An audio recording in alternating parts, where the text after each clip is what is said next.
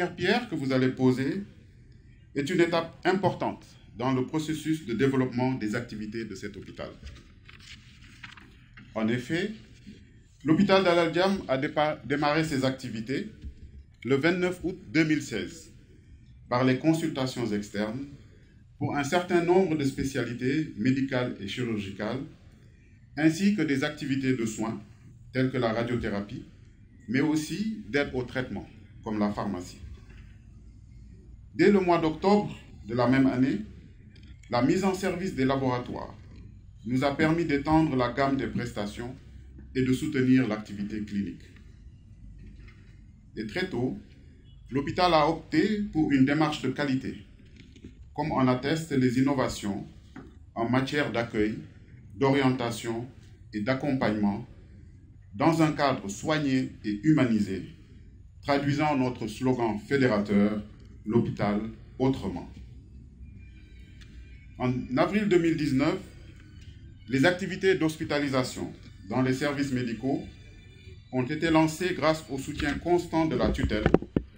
au leadership de l'administration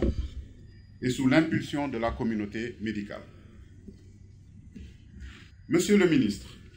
distingués invités, la survenue de la pandémie de la COVID-19 a quelque peu freiné ce processus de développement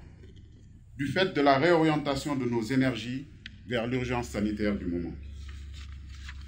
C'est ainsi que, dans un élan spontané de solidarité,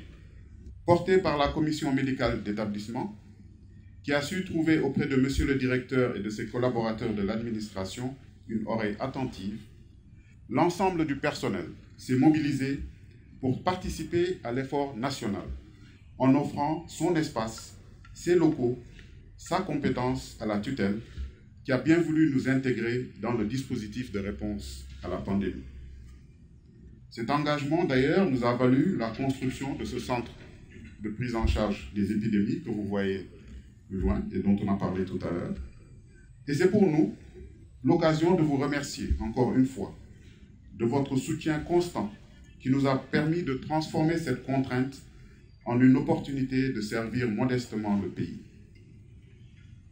À la faveur de la tendance baissière observée dans notre pays et fort de l'expérience engagée dans la lutte contre ce fléau,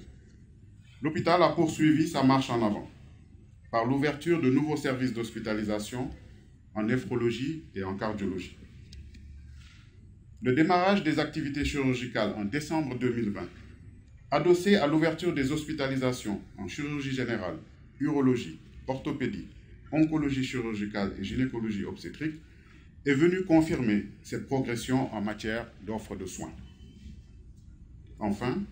vous avez vous-même, monsieur le ministre, procédé il y a 10 jours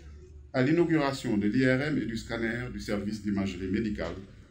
confirmant ainsi la nette avancée dans le relèvement de notre plateau technique.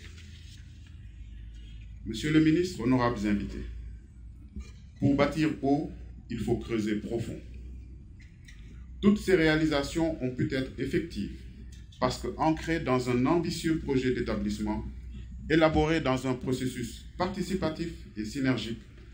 regroupant la communauté médicale et les services de l'administration. Dans ce projet, figuraient les unités de greffe de moelle osseuse et de procréation médicalement assistée, à côté d'autres projets aussi novateurs et de haute portée sanitaire. Je veux citer entre autres la greffe rénale, la médecine nucléaire avec le SPECT-CT, la chirurgie cardiaque, l'hôpital de jour, le centre d'imagerie et de diagnostic médical, la réadaptation cardiaque, le centre antidouleur, dont les activités ont d'ailleurs débuté il y a une semaine. Quant aux urgences, 24 heures sur 24,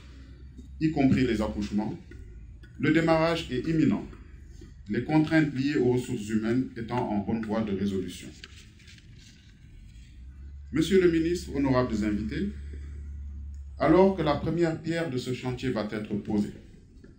d'autres chantiers aussi stratégiques nous attendent à la lumière du contenu de ce projet d'établissement. Et nous savons pouvoir compter sur les autorités pour catalyser cet élan vers la performance qui permettra, à n'en pas douter, de faire franchir à l'hôpital d'Al Diam le palier menant vers le niveau 4 dans notre système de santé